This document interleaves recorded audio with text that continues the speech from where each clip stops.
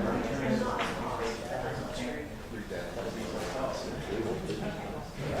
not very common.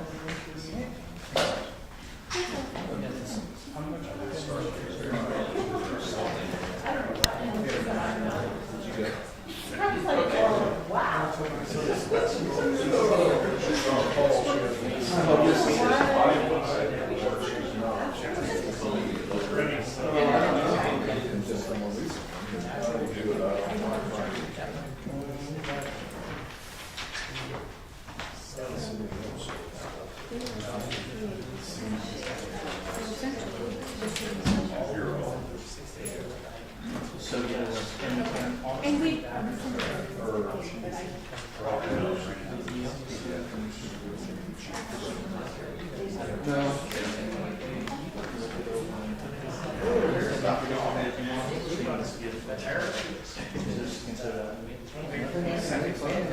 I just wanted because this has happened before, so I just wanted to make sure I'm aware.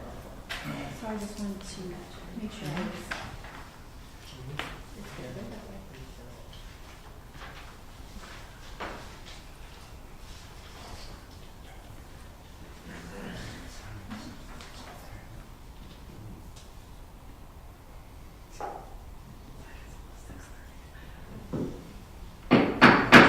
Call this meeting to order and would ask that you stand for the Pledge of Allegiance if you are able. I pledge Allegiance to the flag of the United States of America and to the republic for which it stands, one nation, under God, indivisible, with liberty and justice for all. Thank you very much. Please be seated. And welcome to the City Council meeting of Lindsborg, Kansas on November 6th, 2023. Item number 3, we'll turn our attention to public input. I don't believe we have anyone signed up No, at Mayor. this time. Thank you. Item number 4, amendments to the agenda. Madam Administrator, do we have any amendments? We do. Thank you. Item number 5. We can do this quick. We'll be done in about 5 minutes. Mayor's report. First of all, Councilmember John Presley is having a birthday today, and I just want to say, John, thank you very much for your service on this and service to Bethany College and all the things you've done over the years. But we appreciate your service on this council.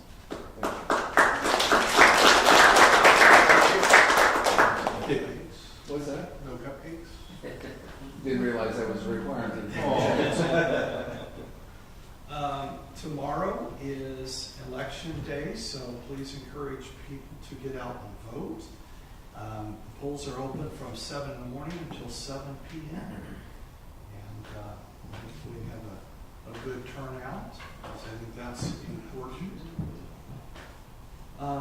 Very quickly, I just want to state, we all know that we had some infrastructure upgrades last week. They went very well. Our electrical system, our city employees just did fantastic. They worked on 3 items at the same time during that short 3.5 hours, and it's very important for the city.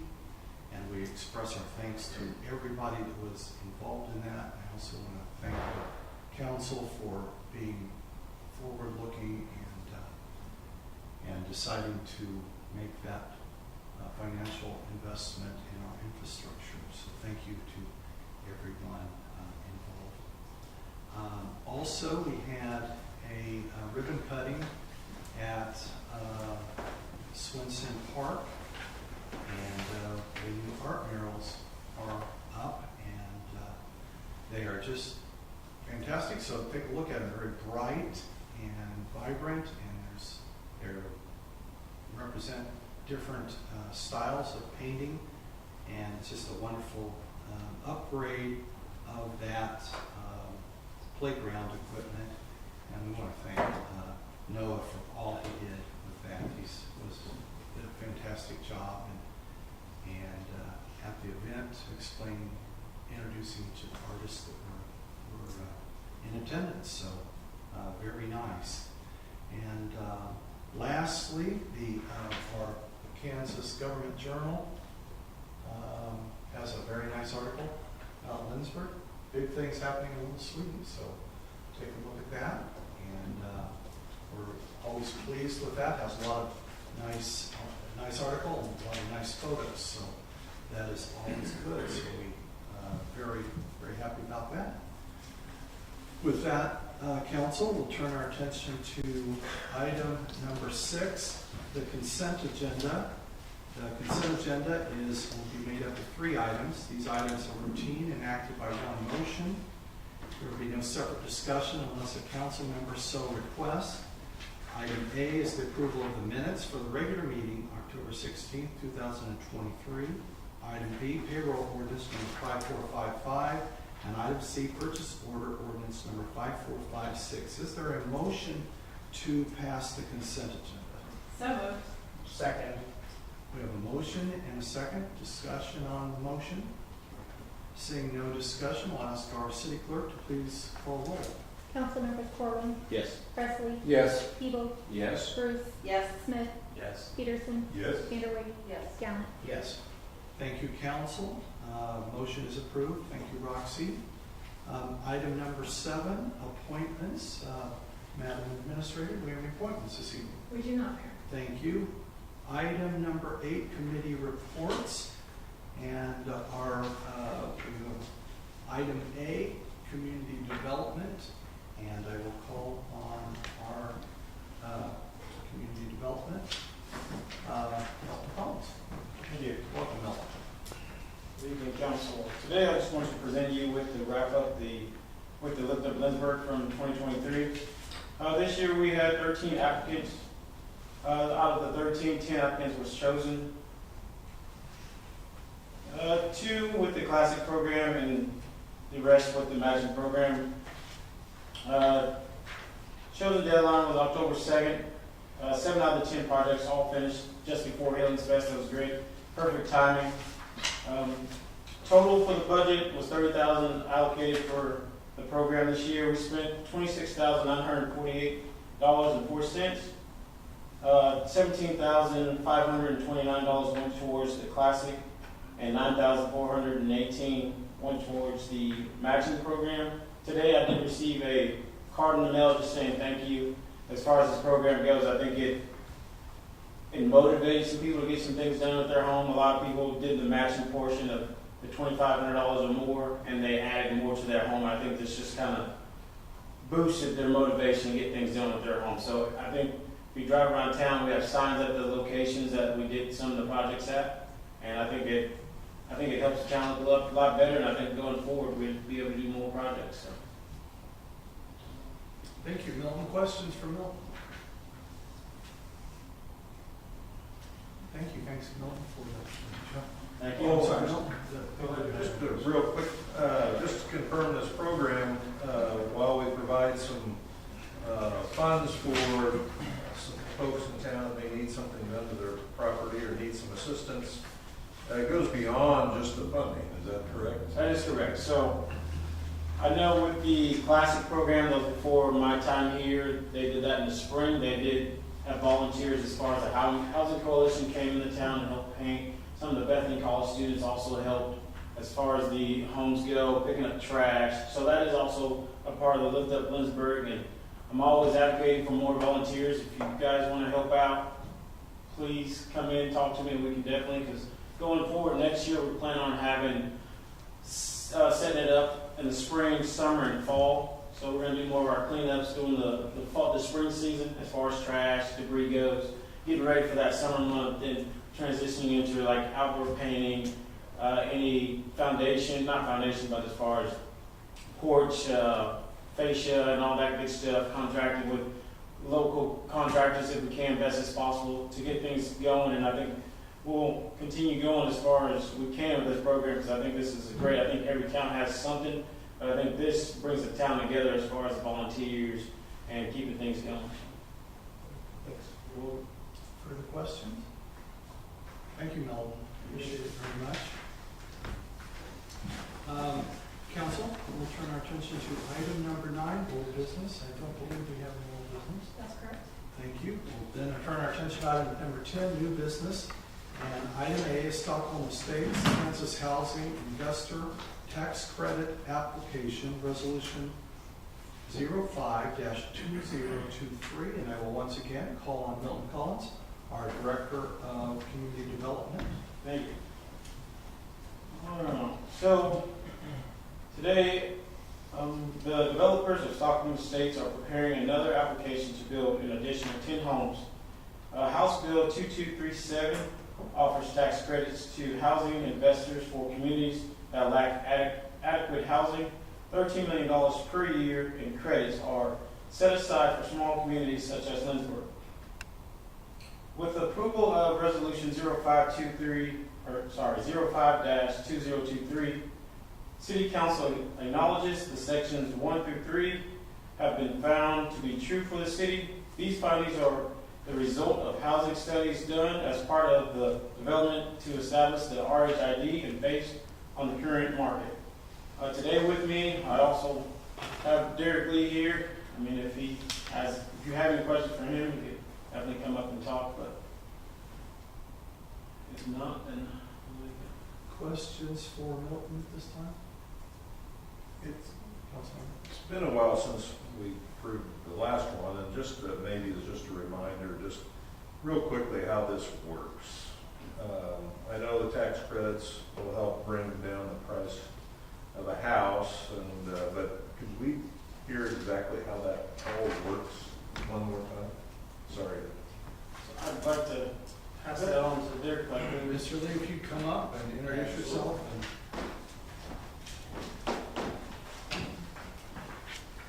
Good evening, Council. My name is Derek Lee, developer for Stockholm Estates and Stockholm Home Builders here in Lindsborg.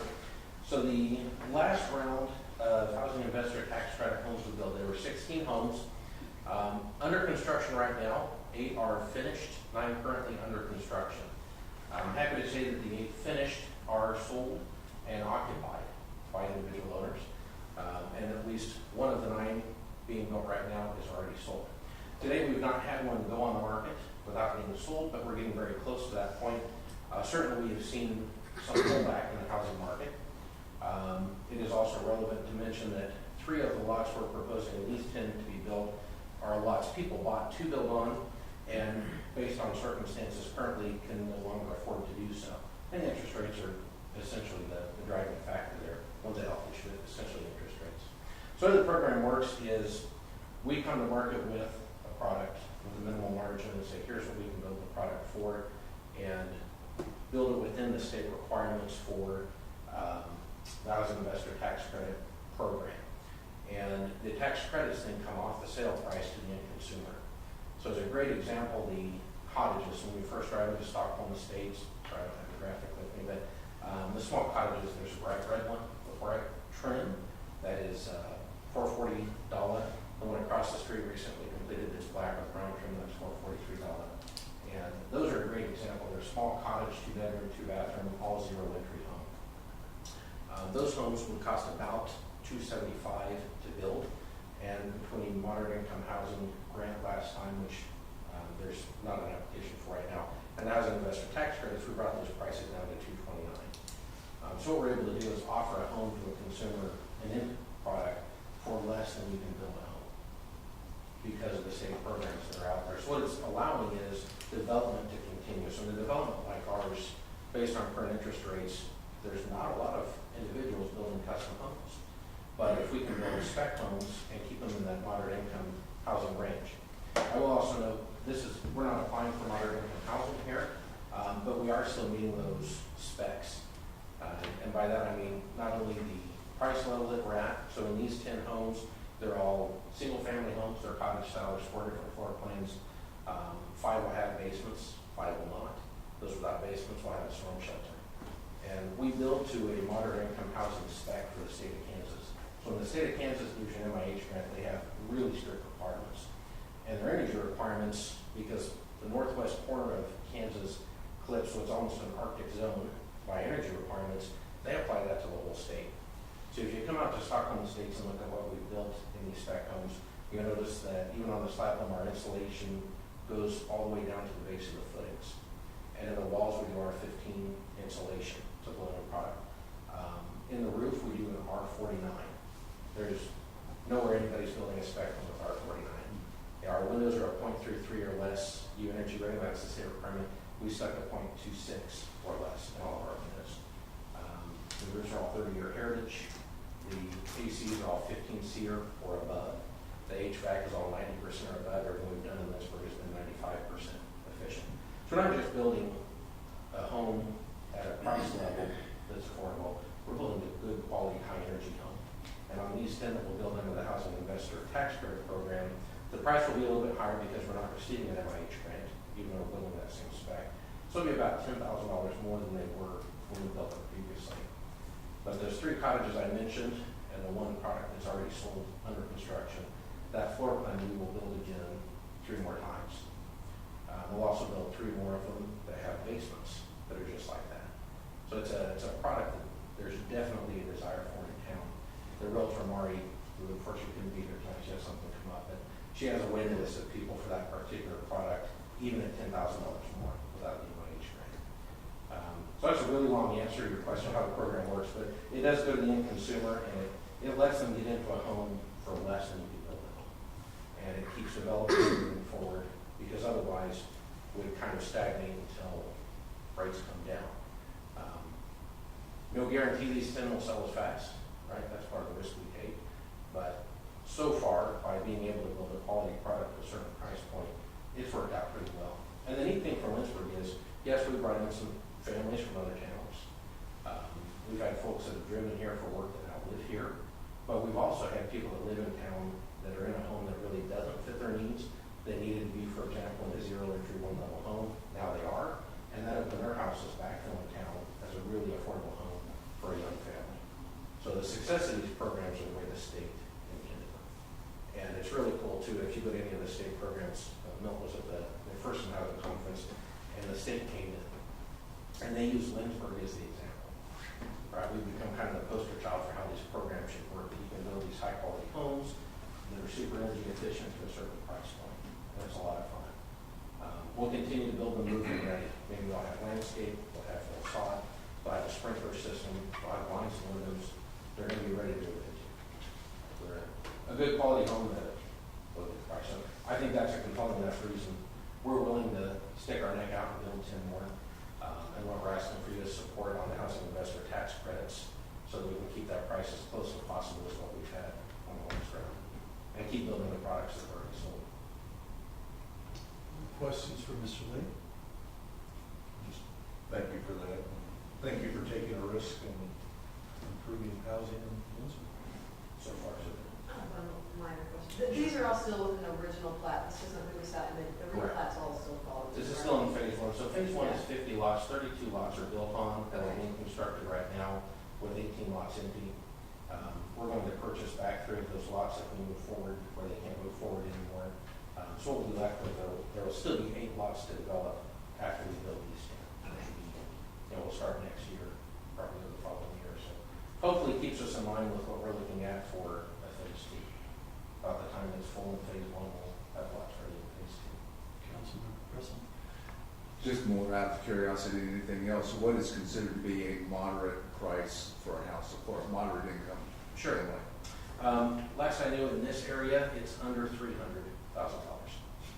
And yeah, I know that doesn't sound moderate. You're not willing Not to me. Right. So the important distinction, because moderate income housing is based on an 80% of the income range for a certain area. So that's the economic study done here. We've not built anything to that level as a spec home. The next 6 that are available at Stockholm Estates are $199.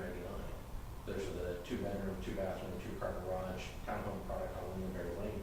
So there'll be 6 of those available soon at $199. And again, move it ready. So that's very moderate range. And More so than 300. yeah, more so than 300. Yeah. And again, it's not always somebody just starting out that can buy that home. Sometimes it's somebody that needs to move out of a home that's more appropriate and set up a price range for somebody just starting. People my age. How many different general contractors are out there that are actually building the homes, and how's that selection process work? So there are currently 3 builders. Stockholm Home Builders obviously being the largest among them. The spec homes that were to get built, the other 3 contractors have pulled back and are not building spec homes right now. So anticipate if rates come back down where they were even a year ago, let alone 2 years ago, we'd see a lot more action. But the spec home business is pretty right up right now. So right now it's us. Further questions, council? Seeing no questions, thank you, Mr. Lee. Thank you guys very much. Milton, did you have anything else to say? I have a motion. Okay. At this time, I would recommend a motion to approve Resolution 05-2023 to support Stockholm Home Builders LLC application for Kansas Housing Investor Tax Credit as presented. Thank you, Milton. Okay, council, you have heard a recommendation for a motion to approve Resolution 05-2023. Is there a motion? So moved. Second. We have a motion and a second. Other questions on the motion? Seeing no questions, we'll have our clerk call roll, please. Councilmembers Peterson, Yes. Anderson, Yes. Gallant, Yes. Smith, Yes. Bruce, Yes. Siegel, Yes. Presley, Yes. Corwin. Yes. Motion passes. Thank you, council. Thank you, Milton. Thank you, Mr. Lee, for being here this evening. Turn our attention to item B, which is health insurance, and we will call on our city administrator, Christy Marco. Thank you, Mayor. This is not nearly as exciting as new homes, but necessary nonetheless. So every year we come to you with a recommendation for health insurance coverage for our employees. And the current insurance coverage provided by the city to all of our full-time eligible employees includes health, dental, vision, and prescription, along with an employee assistance program. Each year we put out to bid the next plan year, and this year we received 5 quotes. Those are outlined in your packet, but for the benefit of those watching, I'll recap those. The first one was renewal through Blue Cross Blue Shield, which is our level funded plan, which is what we are on this year. That came in at an 84.75% increase over the current year. The second option was a fully insured option through Blue Cross Blue Shield at 47.53% increase over this year. The third option was United Healthcare at a 94.52% increase over 2023 rates. The fourth option was Aetna at an 11.11% increase over the year, and came in at a 45.3% increase. So of those 5 options, options 1, 3, 4, and 5 were eliminated from the choices. Option 1 and 3 due to the high rates, and options 4 and 5 due to risk. That left us with only one option, which is option number 2, the Blue Cross Blue Shield fully insured plan, and that is an age-rated plan. It is no longer a level funded plan. So while there was only one option that remained viable for this city, we do receive excellent coverage and services through Blue Cross Blue Shield of Kansas, and the city does desire and recommend to stay on their plan. Because the quote included a large increase in rates that exceeded the budget that you approved in September included a 15% increase, which is what we anticipated. The executive team has met several times to weigh options, and ultimately we have determined that employee contributions will need to increase over 2023 to help offset the costs. The city will absorb the remainder of the increase. So those changes for the staff include, we have 4 levels of coverage. An employee only will remain the same. The employee spouse will increase $20 per month. The employee children plan will increase about $20 per month, and the family plan will increase $25 per month. Keeping the premiums level without passing on any increase to our employees would have resulted in a substantial decrease in our reserve funding. That projection would have been a decrease from 98% funded to 70% funded in our reserve. So we proposed the changes as outlined above to allow our funding to remain stable. There will also be slight increases in deductibles, co-insurance, out-of-pocket maximums, and non-formulary prescriptions.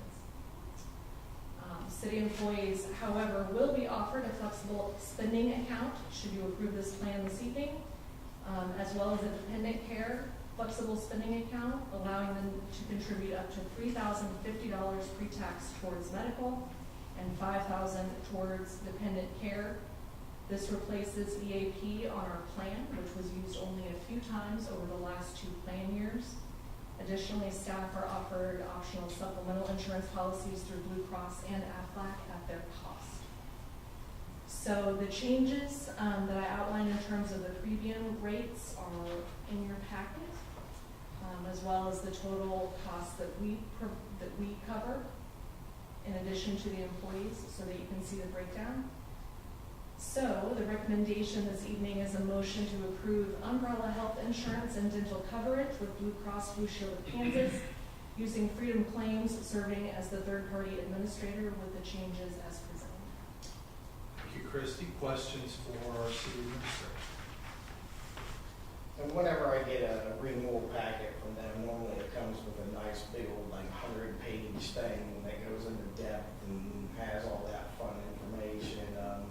I noticed you mentioned some of the small stuff like co-pays and things like that. Is there any change to the employee deductible for individuals with family? Yes, we will have small increases in the deductibles. What will they be going forward? So yeah, here's our. Yeah, that's what they said me too. It's like, man. So currently our deductibles are 300 individual and 600 family. Those will increase to 500 individual and 1,000 family. Okay.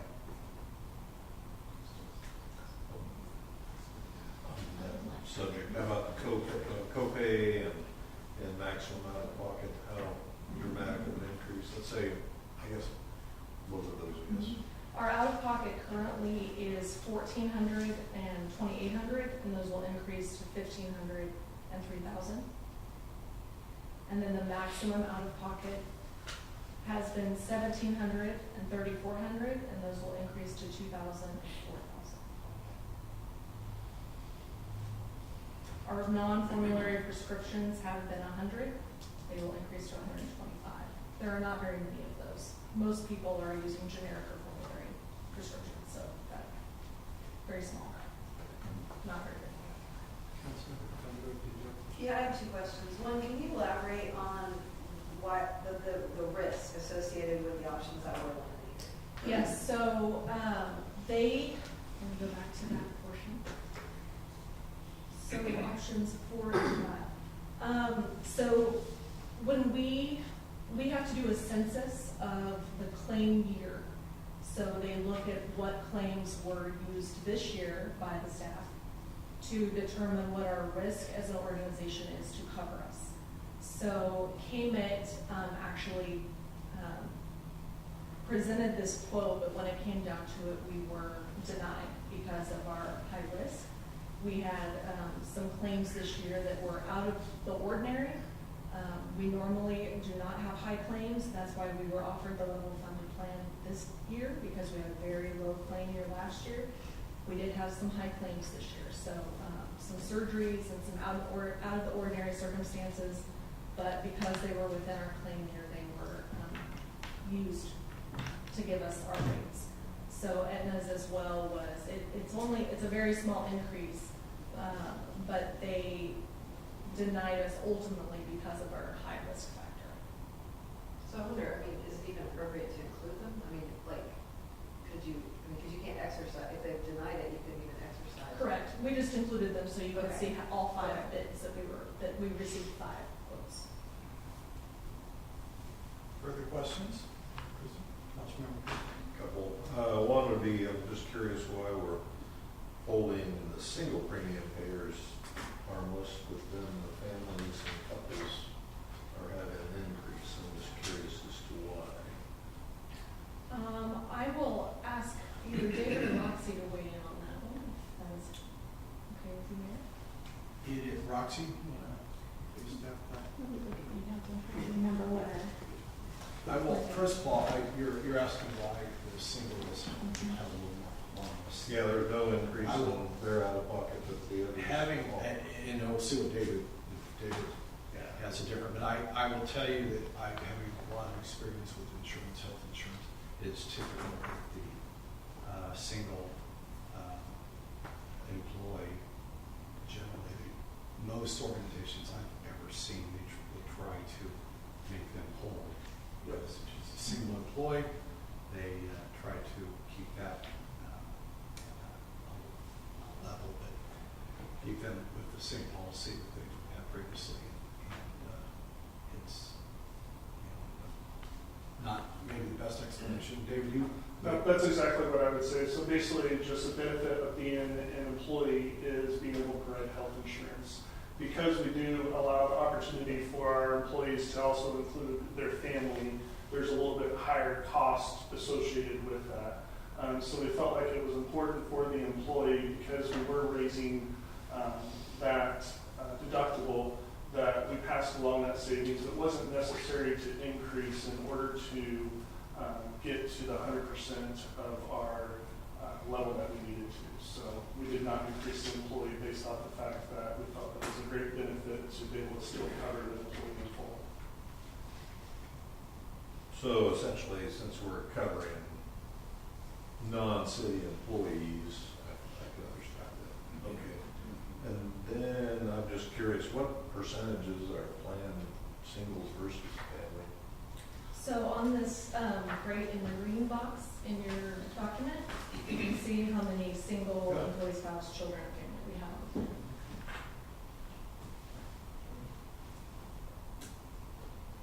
Have we ever seen an increase like that? 85%? That is crazy. Sorry.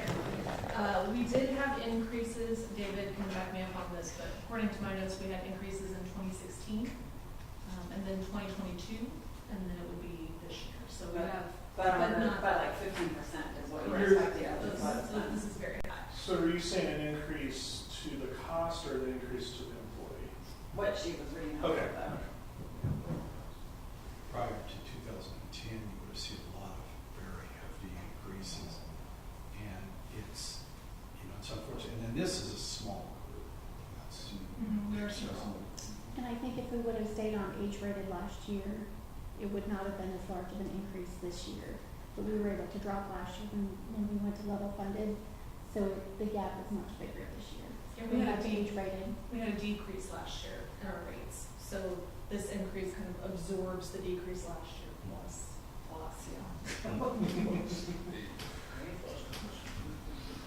Maybe one more, just explain it one more time, the fully insured versus the, when we were using the, I guess that we call it, but when we actually self-insured a portion of the risk, correct? We are still doing that, yeah. It's just a difference in, so rather than being level funded this year, we are age rated.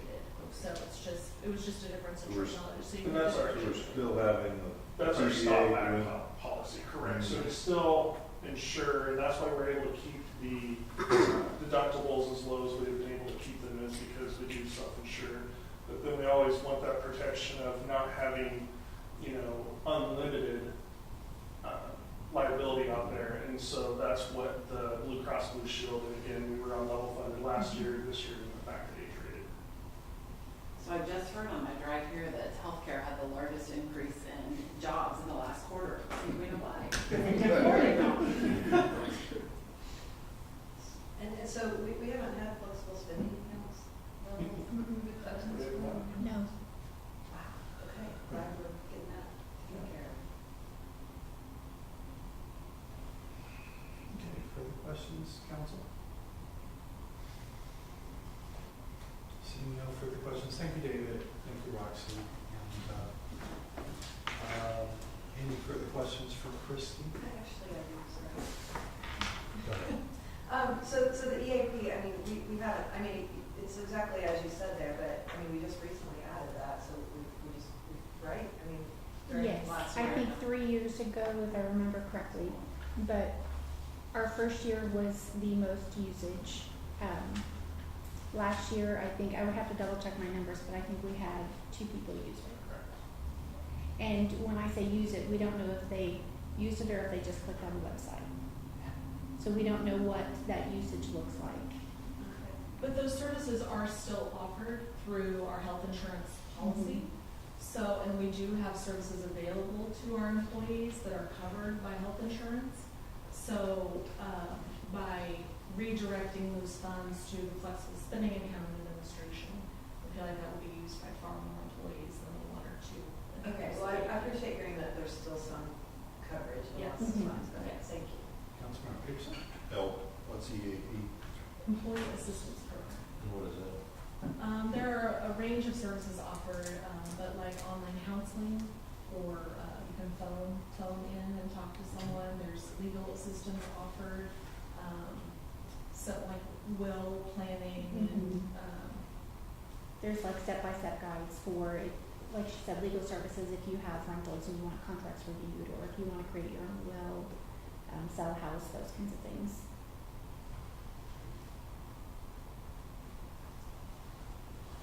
Further questions? Okay, council, seeing no further questions, the recommendation is a motion to approve umbrella health insurance and dental coverage with Blue Cross Blue Shield of Kansas using Freedom Claims serving as third-party administrator with changes as presented. Is there a motion? Second. There's a motion and a second. You've heard the motion. Other questions on the motion? Have our city clerk call roll, please. Councilmember Smith, Yes. Ruth, Yes. Siebel, Yes. Presley, Yes. Corwin, Yes. Gowan, Yes. Vanderway, Yes. Peterson. Yes. Motion passes. Thank you, council. Thank you, Roxy. Turn our attention to item C, Rural Fire District Number 8 Agreement, and we will call on our Finance Director, David Hay. Good morning. Good morning. Good evening, council. So before we bring an agreement that is reviewed annually and updated between the city of Lindsborg and the Rural Fire District Number 8. So basically what it is an agreement that states that the city provides services and vehicle storage for the Rural Fire District, as well as payments for volunteer firefighters for rural fire runs. In return, the Rural Fire District pays a fee to the city for those services plus a set amount for fire runs. The proposed agreement for 2024 is again a 3% increase in the fee the city has provided for services and vehicle storage. The other thing that also does include is the city provides all of the essential gear related to fighting a fire, so like our bunker gear, those types of things. So some of that is also, a portion is paid for by them every single year. You guys may remember last year we did do an increase in the fee for the run fee. We were able to, Chief Davis presented an increase in what the run fee would be, which is $20 now per run. And so that they are given they pay for a certain number of runs up front, and then if it goes over that amount, then they're charged a fee based off what's in the agreement. So this agreement has gone before the Rural Fire District Number 8 already, has been approved, and so tonight we are just asking for council's approval, so a motion to approve the 2024 agreement between the city of Lindsborg and Rural Fire District Number 8. Thank you, David. Are there questions from the council to David? Councilmember Peterson. Quick one. This is the only rural fire district that we have an agreement with. That is correct. Even though it says number 8, it's number 8 and only number 8. Just- So we have some, this is the only financial agreement, yes. But we do, obviously, if another rural fire district needs our assistance, we're responding to those fire districts at no cost to them. Further questions? Am I able to vote on this being at its personal gains, me being on the fire department?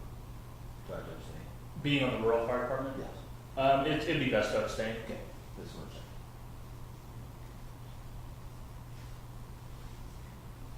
Further questions, council? Okay, thank you. Thank you, David. Council, the recommendation from our finance director is for a motion to approve the 2024 agreement between the City of Lindsborg and Rural Fire District Number 8. Is there a motion to that? So moved. Second. We have a motion and a second. Are there questions on the motion? Seeing no questions, I believe we do need a roll call vote on this, correct? Yes. We'll have our city clerk call roll, please. Councilmembers Vanderway, Yes. Gallant, Yes. Corwin, Abstain. Presley, Yes. Hebel, Yes. Bruce, Yes. Smith, Yes. Peterson. Yes. Thank you, council. Motion is approved. Thank you, Roxy. Now turn our attention to item D, the Public Safety Center renovation. And there are two items. We'll start with item 1, which is the furniture. And we will call on Chief Michael Davis, our Director of Public Safety. Welcome, Chief. Good evening, Mayor, Council. It's nice to be here with you. So I'll give you a little update. Starting tomorrow, we'll hopefully start seeing some construction begin on our renovation. So we're looking forward to that getting started. Everyone start to see what we can do. I expect, given the good weather, they're probably going to start doing some of the work on the outside. But once the weather starts to get a little worse, they'll move inside and start doing the bulk of the work inside. So with that, I'll start with the furniture proposal. As part of the public safety renovation project, the police department will need to outfit the renovated building with new furniture. The police department was previously furnished with a mixture of old desks, tables, and chairs from various makers that have been built up over time. The furniture is run down and very worn. Outfitting the new building with new furniture will improve our professional image within the community, can improve ergonomics for our employees, increase productivity, enhance aesthetics, and support collaboration between employees. Furniture was not included in the renovation project budget that City Council approved at the September 18th, 2023 meeting. Staff planned to budget this line item separately. Public safety staff was asked to put together a conservative but professional budget to furnish the newly renovated center and to keep the budget as close to $50,000 as possible. Funds would come from ARPA in the amount of $36,000 and the rest would come out of capital reserve. So we received 3 bids, Pure Work-Based Solutions in the amount of $45,835.42. John A. Marshall Company in the amount of $49,579.60, and Design Central in the amount of somewhere between $60,000 and $65,000. Some of the old furniture was sold on Purple Wave, while other pieces of furniture such as electronics, televisions, my desk, and are still in good condition, and so we're going to reuse those and renovate the station, or we've given those to other departments in the city to use. Remaining items that will need to be purchased to complete the line items later include new appliances for the break and training room, such as a refrigerator or microwave, and then any additional audio, visual, or technology that will be needed for the interviewing and training rooms. So staff is recommending the approval of the bid from Pure Workplace Solutions due to the price and the warranty offered. So we have a recommendation of a motion to approve the purchase of furniture as outlined in the quote by Pure Workplace Solutions in the amount of $45,835.42. And with that, I'm open to questions. Thank you, Chief Davis. Are there questions for Chief Did Davis? they happen to bring any samples or anything of the material or like the chairs and stuff? No, at that time, they're going to bring us samples and we're going to test them out. But we went with generalized. One of the things we asked in the chairs was that they be extremely durable, because those are what we go through the most, especially because we're in them 24/7, unlike, say, the city ones. So we wanted to really put an emphasis on the chairs, where the other furniture is something that would be used when they're there, but it wouldn't need to be as durable necessarily. That was the biggest thing I noticed in pricing too, was that John Marshall one was almost double the price on the chairs. So I was like, are they really worth double? Did you try it? I went out, I did go out and go to various places and sit in them and check them out and look at the durability. But I did not bring any back to the station. As long as you at least have a good feel for it. Further questions of the Chief? Seeing no questions, thank you, Chief. Council, you've heard the recommendation for a motion to approve the purchase of furniture as outlined in the quote by Pure Workplace Solutions in the amount of $45,835.42. Is there a motion? So move. Second. We have a motion, a second. Are there questions on the motion?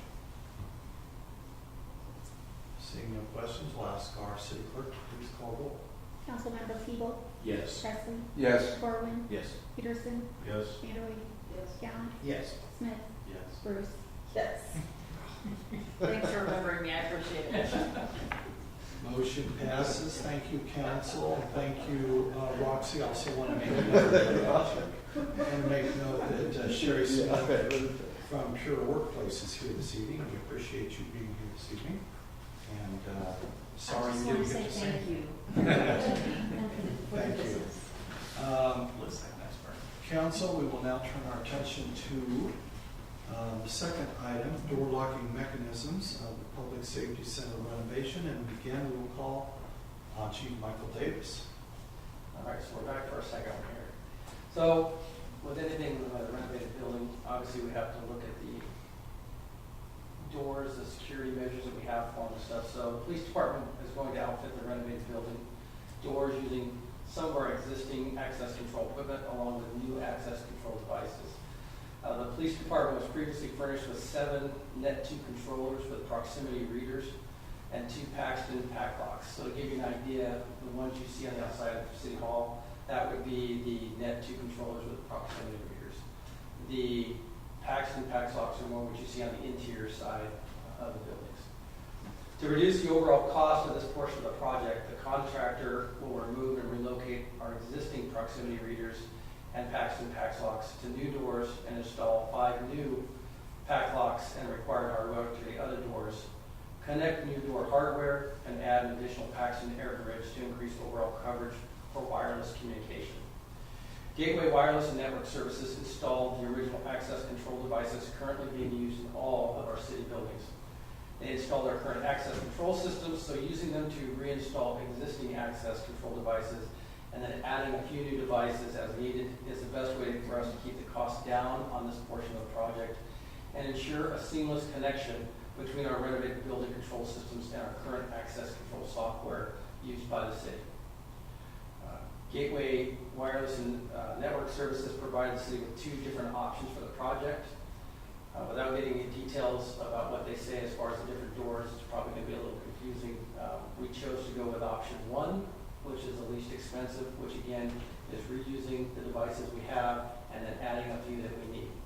So with that, we're recommending a motion to approve option 1 for Gateway Wireless and Network Services for access control equipment at the Public Safety Building in the amount of $10,951.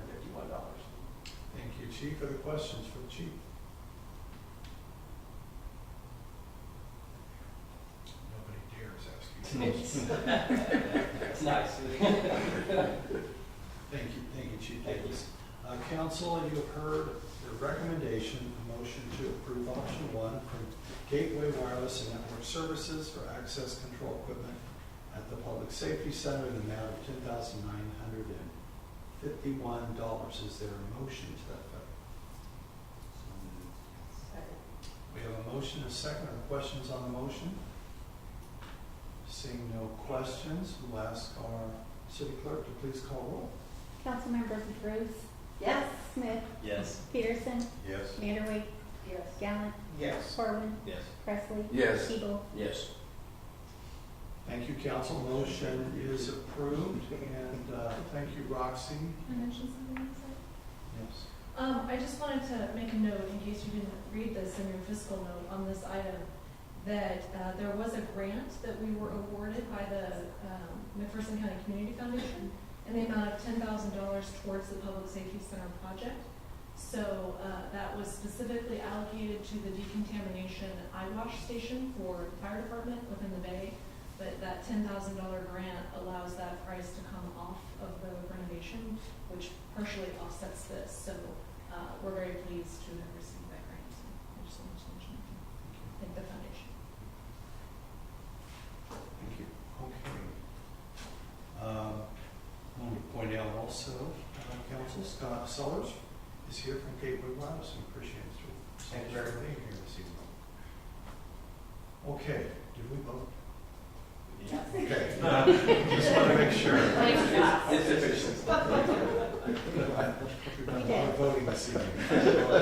Okay, council, turn our attention to item 11, executive session. I do not believe we have an executive session this evening, but you will note there's some information at your chair, your seat, that regarding an executive session at our next meeting for non-elected personnel, which is our annual coming to the end of the year. So we will do that at the next meeting. Item 12, is there other business to come before the council this evening? Okay, seeing no further business, I will entertain a motion to adjourn. So moved. We have a motion and a second. All in favor, signify by saying aye. Aye. Thank you, council. We are adjourned. Jacob.